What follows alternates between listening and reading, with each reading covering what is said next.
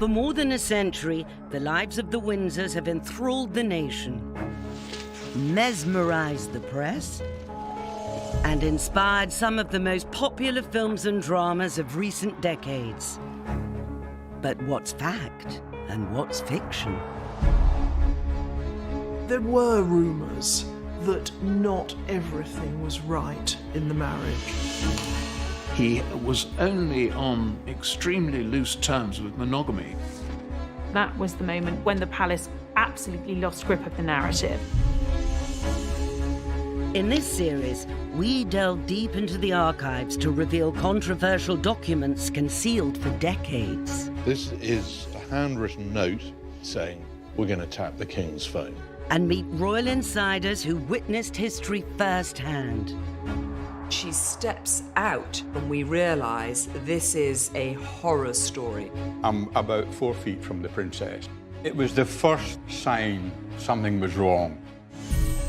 In this episode, we look at the perpetual conflict for the royal family between love and duty. One of the hardest challenges of being royal is marriage. You're not just marrying a person, you're marrying a job. There is this added component, there is this duty thing. After the fairy tale wedding comes a reality which has seen 3 out of 4 of the Queen's children divorced. We were living a lie. The marriage was pretty much dead. The Queen and Prince Philip, however, have reconciled both love and duty. It has been the great royal love story. He calls her cabbage, for goodness sake. 72 years is a very, very long marriage. But what Prince Philip said, I think, is the key, is tolerance. But will the next generation be able to do the same in the pressure cooker of the modern monarchy?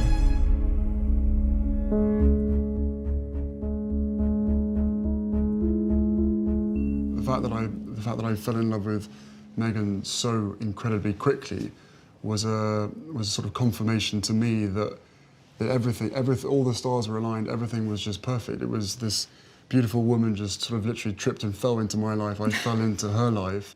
Meghan and Harry are an incredibly tactile couple. There's a lovely chemistry between them, and without a doubt, it has increased Harry and Meghan's popularity. You know, they suddenly seem more real than royal. Love has never seemed more important to the royal family's popularity, but it's only part of the picture. I know the fact that she'll be unbelievably good at the job part of it as well is obviously a huge relief to me, because she'll be able to deal with everything else that comes with it. I really believe that William and Harry have learnt a lot of lessons from watching their parents' marriage. Diana told William and Harry to marry for love. And to their great credit, both of them have married for love. William is completely devoted to Kate. They're clearly very much in love. They make a great team. I mean, the big difference was that William knew Kate before they married one another. They were at university together. They shared a house together as flatmates before they started going out, so there was a long courtship. And I think that she'd been sort of inducted into the family and knew what she was getting into. Harry's marriage to Meghan was more of a whirlwind affair. Here is Prince Harry. He's married an American, he's married a divorcee, and without a doubt, this has been a very fast-moving royal romance. Yes, behind the scenes, there were some questions being asked, just to make sure that Harry was sure, because, of course, you know, divorce is something that has tainted the House of Windsor. The spectre of divorce has been hanging over the Windsor dynasty since 1936, when Edward VIII chose love over duty and abdicated rather than give up Wallis Simpson. The same loyal welcome, the amazing scenes of enthusiasm that mark him as undoubtedly deserving his well-earned title, the most popular man in the world. Despite his huge crowd appeal, Edward VIII was behind the scenes obsessed by Mrs. Simpson. Wallis Simpson was an American adventuress, in the words of Queen Mary. She absolutely captivated, entranced, bewitched him. Even though Wallis was still married to her second husband, the king was determined to make her his wife. This put him at loggerheads with the Prime Minister, Stanley Baldwin. He said to Baldwin that he was going to marry her, and Baldwin said, well, look, this simply isn't on. Parliament won't wear it. The king responded that he would marry Mrs. Simpson without government approval and, if necessary, abdicate. What Edward VIII did was to say, I have to be with the woman I love, and that takes priority over everything.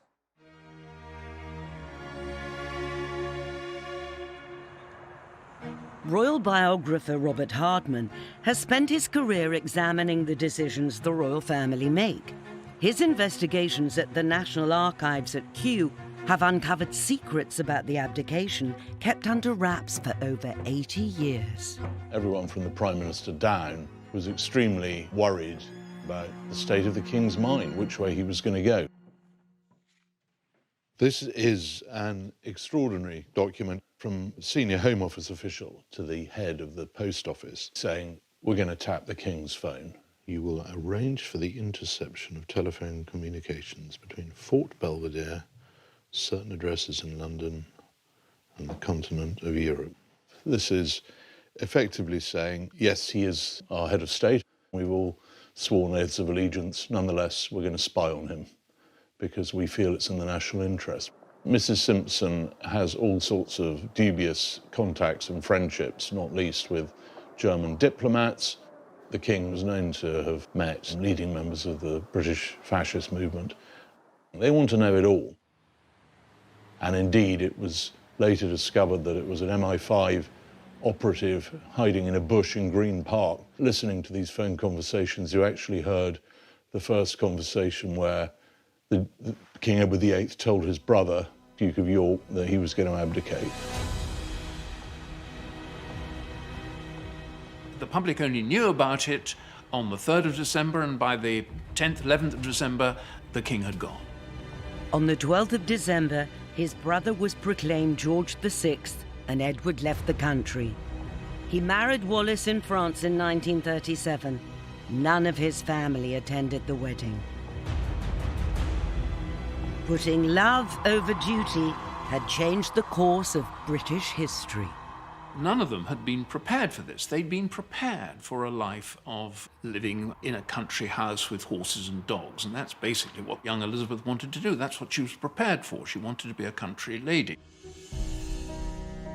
Just a decade later, the girl who had hoped to live a quiet life in the country had fallen in love, and the palace thought her choice, Prince Philip of Greece, was also unsuitable. There was this strand of British establishment thinking that he was a slightly dangerous outsider from a foreign royal house. The Greek royal family had been imported from Denmark, and so Prince Philip is not actually Greek at all. He has quite a lot of German and Russian blood in him. When he was just a baby, Philip's family went to live as impoverished exiles in Paris, and soon after, the Greek royal family were deposed. He was very much a man who had to make his own way in life. He said to me once that his mother was ill and his father was away, so he said, I had to get on with it. And get on with it he did. Luckily for Philip, he was rescued by his extended family. His mother's brother, Louis Mountbatten, helped transform Philip's fortunes by encouraging him to join the Royal Navy. He'd come up through this school of hard knocks, and he'd been very successful. He was good-looking, he was extremely attractive to women, and he caught the eye of Princess Elizabeth at Dartmouth. And Philip was a naval cadet, and he impressed the girls. He jumped over a tennis net, and then as the royal yacht was leaving, he went behind it in a rowing boat. 13-year-old Elizabeth fell in love with Philip at Dartmouth Naval College. But her mother was less enamoured. Queen Mother would have much preferred her to marry a Grenadier Guard, and indeed spent quite a lot of time putting Grenadier Guards in her path. After the Second World War, the prevailing feeling was that Elizabeth should marry someone British. The Queen Mother saw him as a Hunnish Junker with all sorts of very embarrassing Nazi relations. But the determined princess saw something in the dashing young naval officer and remained resolute. She was still very young, and so the king took them all off to South Africa on the African tour. George VI had agreed they could marry as long as his daughter waited until they came back to announce her engagement. One of the most welcome features of the royal train which transported the family across South Africa was the post office carriage with its telephone exchange. A vital lifeline to Philip. She was strikingly in love with him and made it clear. He certainly saw the advantages of marrying into the House of Windsor. Somebody described him as a big dog wanting a basket. The Queen's was a love match which endured, but fast forward a generation and her son felt impelled to sacrifice love on the altar of duty. What I do remember is, as the weeks passed, Diana became thinner and thinner and thinner. By the time they walked up the aisle, the relationship was in a very, very bad way.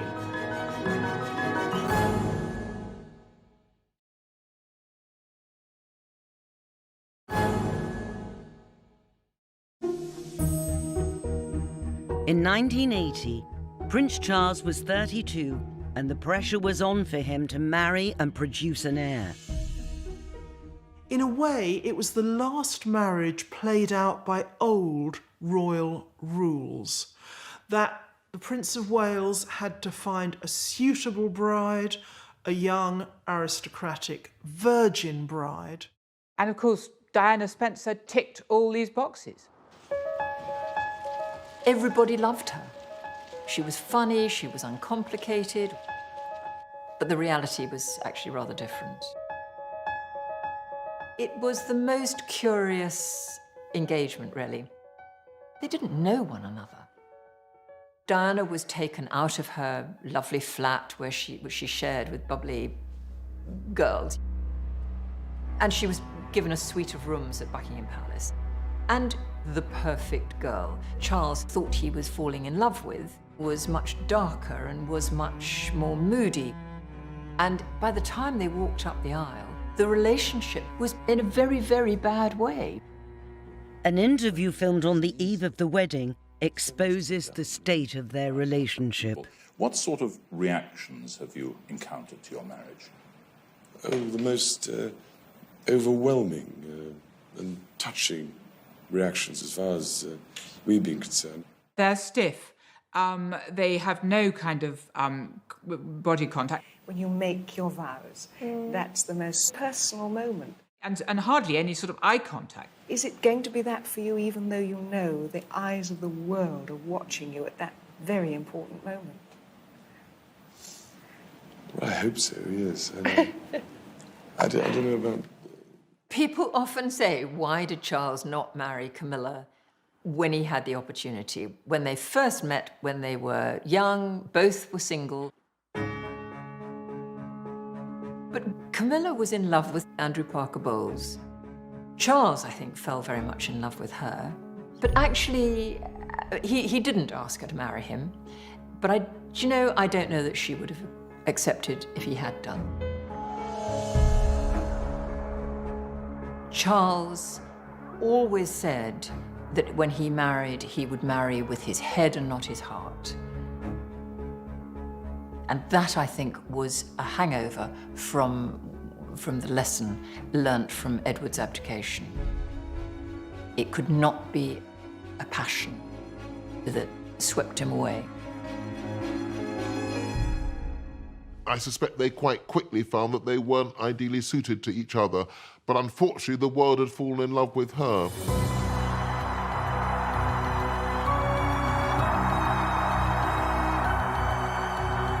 Charles and Diana's wedding was to be the biggest national celebration since the coronation, with Lady Di in the starring role. Everything was huge about it. St. Paul's, because it could take this enormous crowd. A wedding dress that practically covered the steps. It was a sort of surrogate love affair for the nation. It seemed to be a completely romantic wedding. course, we didn't know what was going on behind the scenes.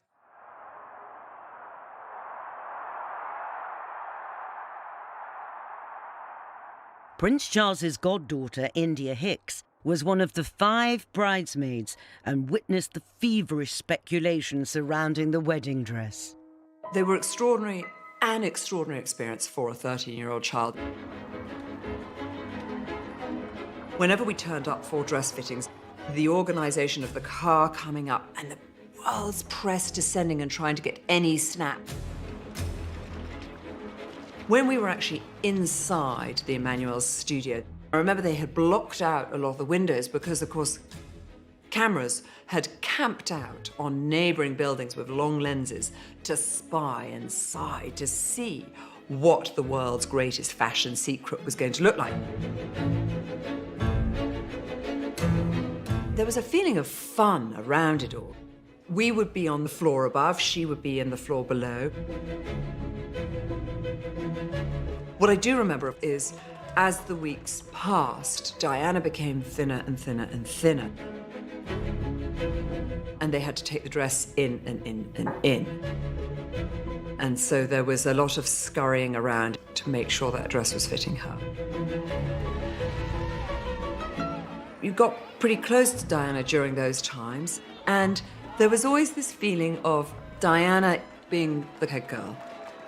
And we were in awe of her. And looking back, you think, my God, she was 19. She was just a child herself. But as a 13-year-old, I was quite impressed by her.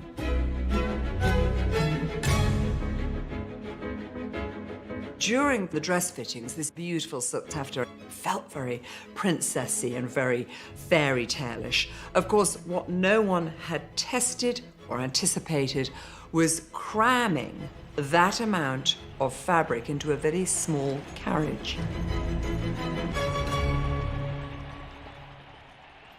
Her father, herself, her dress and the 25-foot train trot gloriously down the Mall as the world watches.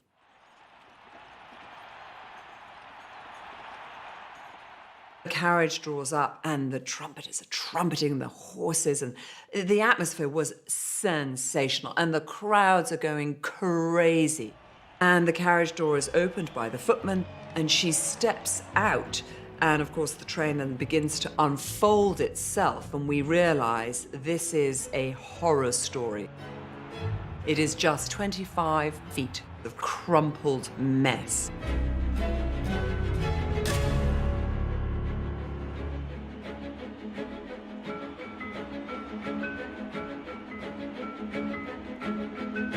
And so Sarah Armstrong-Jones and I just set to work, and really all you see of me is my bottom in the air as I'm bending down trying to undo this.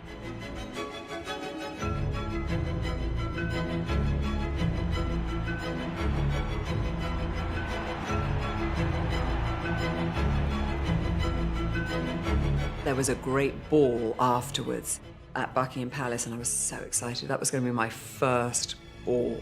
And after Charles and Diana's wedding, we went home and I lay down for a moment, just a moment.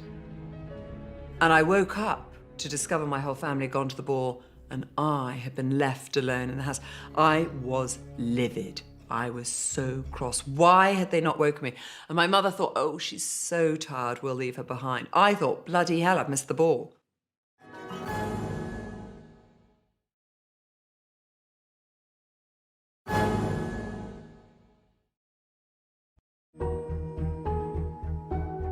In contrast to the extravagance of Charles and Diana's wedding, when Elizabeth and Philip got married in 1947, the country was in the grip of post-war gloom. People felt that they hadn't had the rewards that they should have got as a result of victory. And all of a sudden, this great event took place, the marriage of the future Queen of England. And it was, as Churchill said, a great flash of colour in a period of grim, grey, dark, gloomy austerity.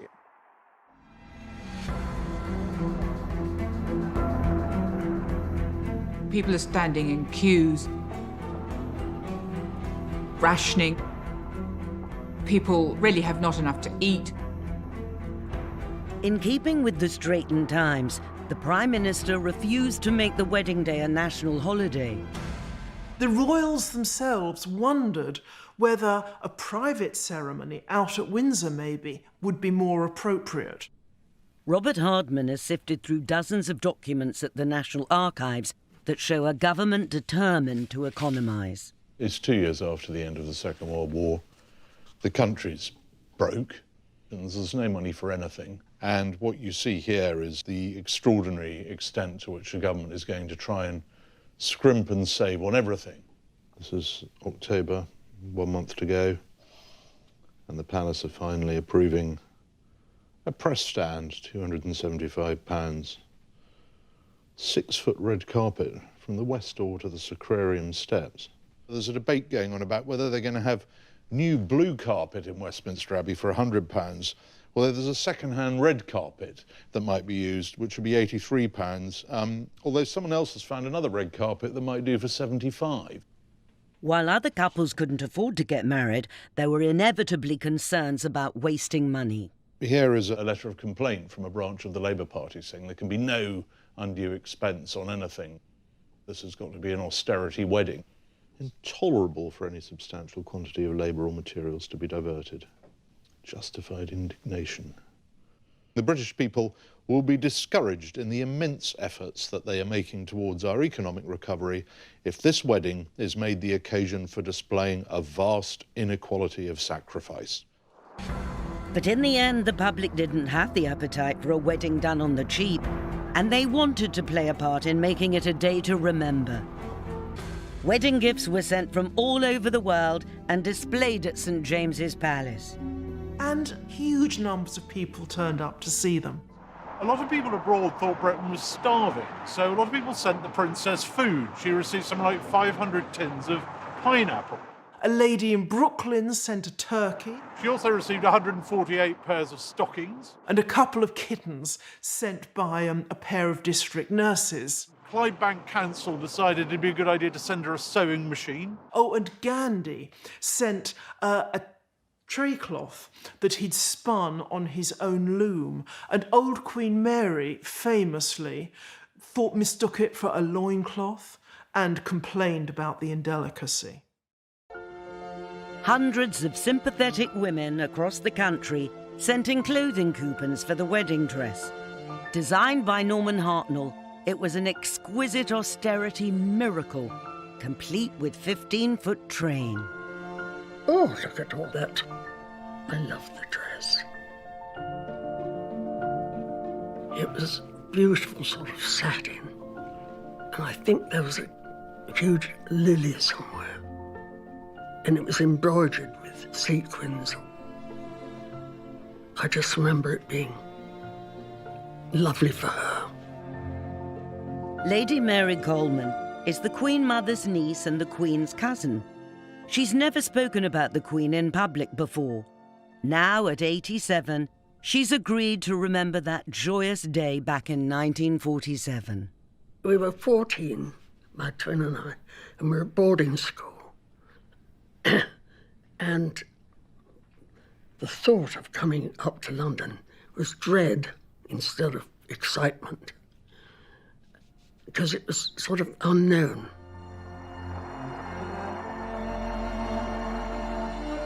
I remember the whole thing, the crowds, they were just so enthusiastic.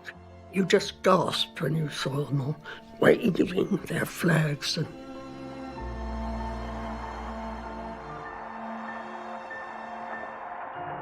you know, after the war, it was sort of such a break to have some happiness.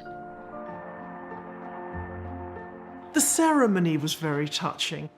The Archbishop said that in many ways this was just like the wedding of an ordinary couple in, the Yorkshire Dales. She looked as if she could almost see heaven. She was really happy. It was wonderful. And he looked happy too. So that's good. I remember being glad that we were there. Following the king and queen in the procession, Princess Andrew of Greece, the queen of the Hellenes, and the boy king of Iraq. The people who couldn't come to the wedding, rather tellingly, were Prince Philip's sisters, because all of his surviving sisters had been married to German nobility who played an active part in the Nazi cause, so they couldn't possibly make an appearance. It was that close to the war.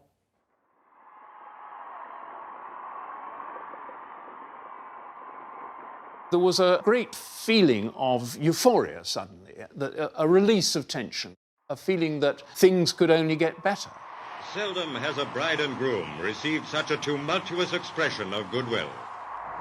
We could look forward as a nation instead of looking back. And it was a turning point for the monarchy, no question. But in just a few years, Princess Margaret's love for a married man would threaten to undermine the bright new era for the royal family. People were very shocked. They felt he'd taken advantage. The Queen's private secretary said to Townsend, "You must be either mad or bad."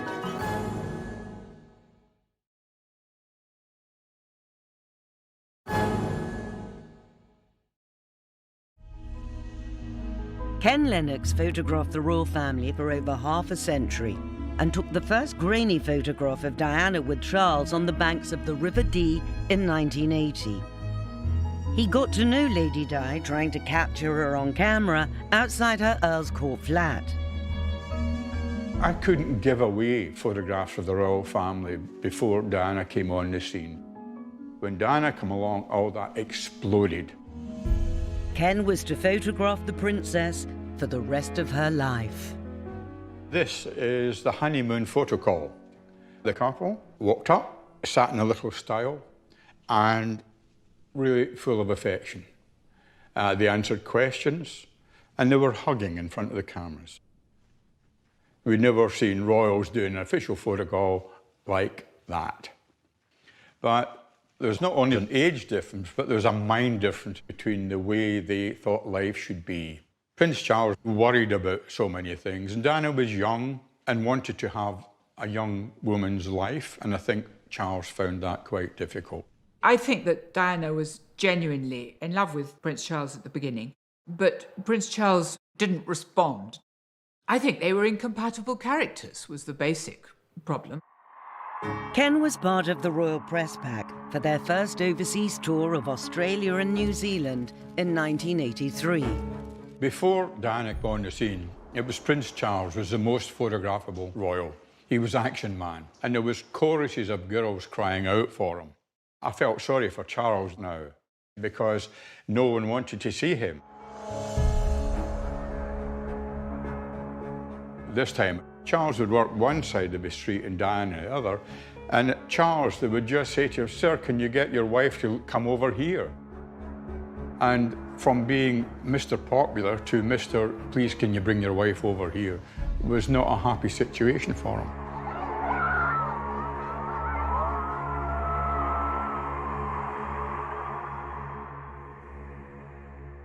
I'm about 4 feet from the princess, and I'm trying to get a bit of the opera house in the background and some of the crowd. And Diana burst into tears and wept for a couple of minutes. After it was over, I went to see the press officer for the Prince and Princess at that time. I said, "What happened?" And he said, "Ken, mozzies and jet lag and heat," so on. So I just accepted that. Charles, I don't think he's noticed at that stage, you know. If he has, typical Prince Charles to look the other way. But it was the first sign of something was wrong. And we then began to see other things happening later on.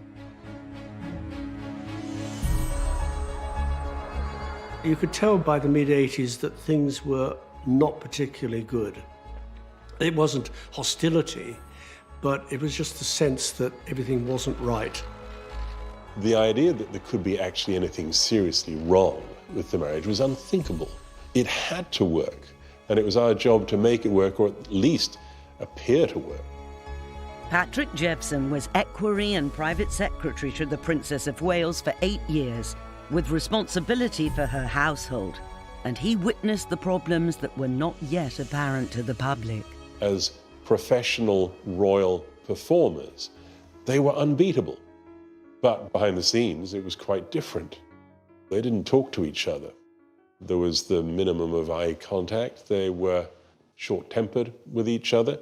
Diana, of course, being who she was, enjoyed upstaging her husband. And if she was laughing more, smiling more, it wasn't just because she was happy and smiley, it was also because she knew that it got on his nerves.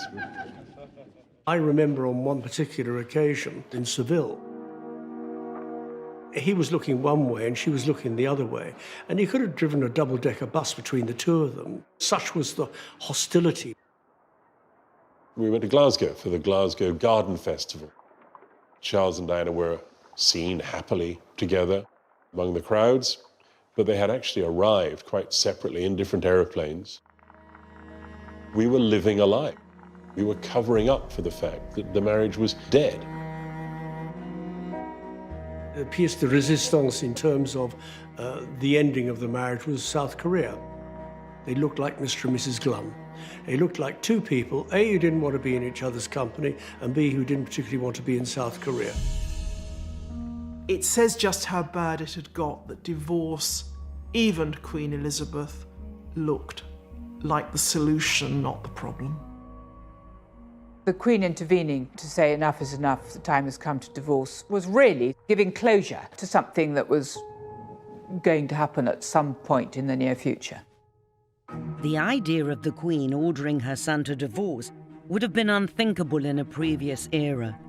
In the early 1950s, the possibility that her sister might wed a married palace equerry with children led to a crisis that ended with the princess giving up the man she loved. I remember Peter Townsend was very good looking. He was a war hero. The king adored him. He was like a sort of proxy son. Princess Margaret said that it was very romantic because every evening they all went riding off into the sunset. And that, I think, was the first time that, you know, they sort of, I suppose, fell in love. Lady Glenconner has known the royal family her whole life. She was the Queen's maid of honour at the coronation and Princess Margaret's lady-in-waiting and close friend. This is a picture of me, Princess Margaret, the Queen, and Princess Margaret is looking at my feet. And when she was staying with me, we were looking at old photographs. I said, "Why are you looking at my feet?" And she said, "Well, because you had silver shoes. I had brown ones. I was so jealous of your silver shoes." Anyway, Princess Margaret and I did have great fun. And in those days, we had this nursery footman, and we were always hiding behind doors to get some boo, you know, when he came along with his tray. And I can remember the Queen saying, "Margaret Ann, what are you doing? Are you behaving?" Of course we weren't. The traditional picture of Princess Margaret is that she was the naughty one, while her elder sister was the goody-goody two-shoes. And there's a lot of truth in that. Her father absolutely adored her. He couldn't believe he'd created this beautiful creature. I mean, he always used to say, "Lilibet is my pride and Margaret is my joy." It's difficult to think back as to the extraordinary glamour and good looks. She was a pocket Venus. She was absolutely the Princess Di of her age. Margaret had the world at her feet, but it came crumbling down when her father died and her sister became queen. I remember at the coronation, we arrived back at Buckingham Palace, and the Queen skipped along the passage and with us, and then behind her came the Duke of Edinburgh and the Queen Mother, and then behind that, Princess Margaret, looking so sad. And I remember saying, "Ma'am, you look so sad." And she said, "Of course I do." She said, "I'd lost my beloved father and my sister because she was queen. She'd moved into Buckingham Palace. And she said, I've got to go and live at Clarence House with my mother." Princess Margaret had turned to Peter Townsend in her distress. When he divorced his wife, she told the Queen she wished to marry this man 16 years her senior. In those days, being divorced was a really big, no-no. And people were very shocked. They felt he'd taken advantage. Princess Margaret was so much younger than him. And of course, Peter Townsend was staff. When the Queen's private secretary, Tommy Lascelles, heard about this, he said to Townsend, "You must be either mad or bad. You're intruding in this way into the royal household constitutes a danger to the monarchy." Less than 20 years after the abdication, the very mention of the word divorce in palace, government and church circles caused grave concern. Townsend was sent to Brussels and the Queen asked Margaret to wait a year. And so the traditional story begins to unfold of an unhappy princess thwarted in love by the establishment. But documents released by the National Archives rewrite that history. What we see here is that actually by 1955, Anthony Eden, himself a divorcee, and his government have decided that actually she can marry. In fact, they're going to give her some more money. The Civil List Act provided that she should receive on her marriage a further sum of £9,000 a year in addition to the £6,000 a year which she has already. This is the government's plan in the event that Princess Margaret and Group Captain Townsend are going to get married, and she would have been aware of this. Ministers understand that it is Princess Margaret's wish that despite her renunciation of her right to the succession, she should continue to live in the United Kingdom and to carry out her public duties as a member of the royal family. So what they're saying is, we're happy with her carrying on being royal, we're happy with her staying in the country, we're happy with this marriage. The one thing that will have to change is that she herself cannot be queen, and nor can her children. Life would really not have changed very dramatically at all for Princess Margaret. But what we do know from other correspondence in this file, including a remarkable letter from the princess herself, is that it wasn't a sort of crazy love affair by this stage. This is the princess writing to the Prime Minister. It's a very honest letter. It's really rather touching. She's saying, "I'm not going to see him during this time, but in October I shall be returning to London, and he will then be taking his annual leave. And only really then can I make up my mind." She says here, "It's only by seeing him in this way that I feel I can properly decide whether I can marry him or not." I think inevitably here's a young woman who was initially head over heels in love with this man, but possibly after all this time now, having had all these people poring over her relationship, maybe it's started to rub off. Maybe she's started to think, you know what, I'll think again.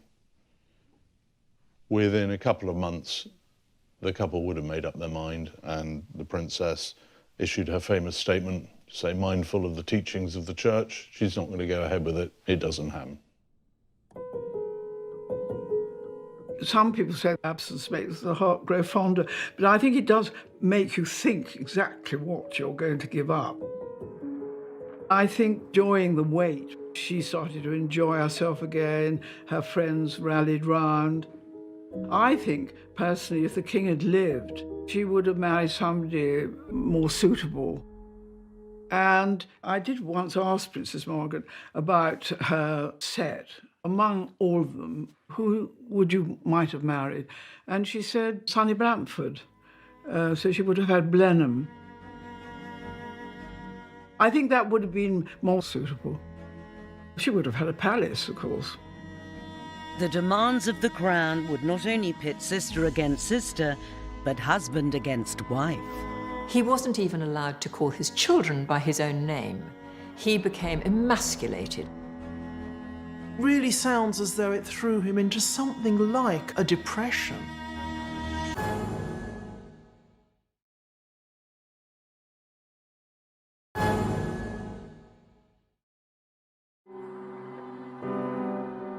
When George VI died, aged just 56, in 1952, it sent shockwaves through the entire family. Not only did Princess Elizabeth take on the heavy responsibility of the crown, but her husband had to give up the career he loved. This posed a massive strain on the Queen's marriage to Prince Philip, because Prince Philip imagined with good reason, that he was going to have a good career in the Navy. Suddenly, she went from being a naval wife to queen, and he went from being a naval officer in command of his own ship to being a consort, to walking 3 steps behind his wife, which totally went against the grain for this man, who is the ultimate alpha male. He wanted to modernise and streamline the monarchy. And of course, the courtiers weren't having any of this. Prince Philip came up against plenty of opposition from the palace old guard. They used to refer to these establishment figures as the men with moustaches. And he's not allowed anywhere near red boxes, he's not allowed anywhere near prime ministerial audiences, he's very much kept at arm's length. He wasn't even allowed to call his children by his own name. He became emasculated. I mean, he said at one point, "What am I? Am I nothing more than a bloody amoeba?" It really sounds as though it threw him into something like a depression. He began living this slightly raffish life. His membership of the famous Thursday Club, a lunch club, you know, with other young men about town, but also with a certain number of party girls. It must have been a very difficult period for her. She knew that her husband was hurting and that it was difficult for him and that some people were not treating him very well. A solution seemed to lie in the newly completed Britannia. Philip would open the Olympic Games in Australia and then tour the far-flung islands of the Commonwealth aboard the royal yacht. It was to fly the flag, of course, but perhaps it was also to give Prince Philip a little time back at sea and a little time away from the constraints of his role. Everyone was dressed up to kill. Indeed, not so long ago, that really was the big idea. But that all went wrong when one of the close associates of the prince, Mike Parker, was summoned back to England to appear in the divorce courts. And that tar spread. The divorce of his close friend, coupled with Philip's 4-month absence, was enough to open the floodgates of speculation about the state of the royal couple's marriage. There were rumours that not everything was right in the marriage. For the first time ever, the Queen issued an official denial saying it was quite untrue that there was a rift. For added emphasis, she made the Duke a prince on his return home. It must have been a crisis in the early marriage, and it's the sort of crisis that's only possible to negotiate if you actually love the person you're married to. It has been the great royal love story. It's the longest royal marriage in history. It's one of the many records that the Queen can lay claim to. I suspect it's probably the one she holds most dear. I remember the Queen, if the Duke was arriving back from an engagement, she would sort of perk up a bit and become a sort of smiley and relaxed. The Duke of Edinburgh would start fiddling with his hair or adjusting his buttons when he was going in to see the Queen. Unlike some of the other royal marriages, she took on somebody her own size. And I think she's appreciated over the years the fact that he is the one person who can actually say exactly what he thinks to her. There's a lot of intimacy, almost in crowds, is that you're these two people on this very, very strange journey and with this unique life. And I think that there's a very, very powerful bond. As Harry famously said, I don't think she could have done it without him. Today, the young royals have more freedom than ever before to marry who they want. William, without a doubt, tore up royal history because Kate was a commoner. She was a regular girl from the home counties. But putting duty first is still the #1 quality in any royal marriage. There is a sort of tick list that has to be met. Discretion, duty, and putting duty before self, most importantly. And the Queen has very much been the personification of that.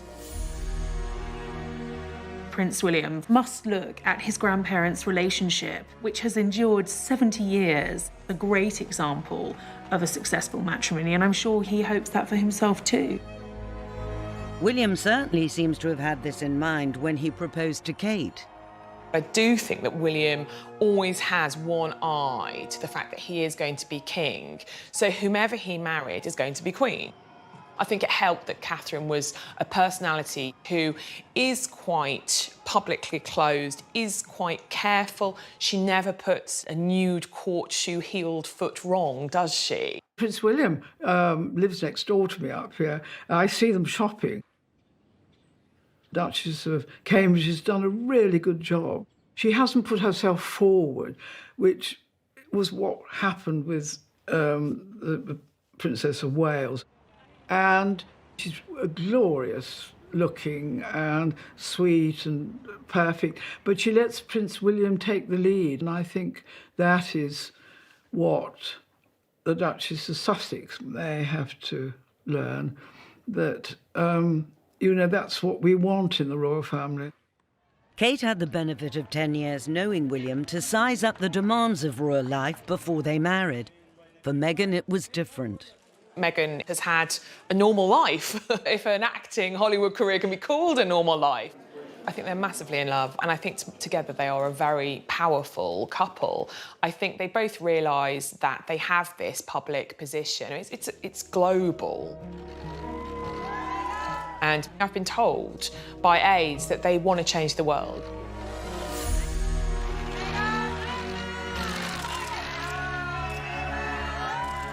I think the challenges for the Sussexes will be balancing that sense of duty and the life they want as private people, as a family.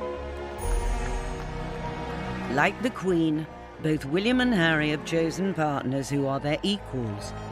Women they love, but who share their vision for a relevant monarchy that's a positive force in the world. But the challenge remains. Will they be able to live with the conflicting demands of love and duty? Only time will tell. Next time, another difficult marriage between the royal family and the press. Stay there! Stay there!